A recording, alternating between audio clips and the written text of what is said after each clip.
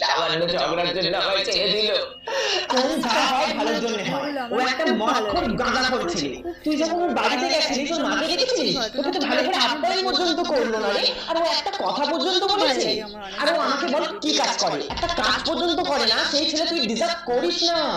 আর ওর নজর একদম ভালো না। ও আমার দিকে না কেমন কুনজরে তাকায়। শুধু আমার দিকে না, অনেকের দিকে তাকায় তো।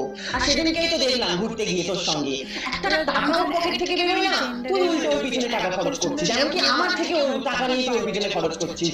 আর শোন, আর একটা খবর পেয়েছি, ও তো চুরি করে বাইক কিনেছে। চোর তো। ওর নামে তো 10টা কেস আছে, আমি সব খবর পেয়েছি। আর ছাব্বিশের সাথে মিশে লো ক্লাস, হার্ড ক্লাস। কোনো বলার ভাষা নেই। হ্যালো, ও তুমি? বোঝো না যেন আমার কষ্ট হয়। কি করছো? খেয়েছো কিছু?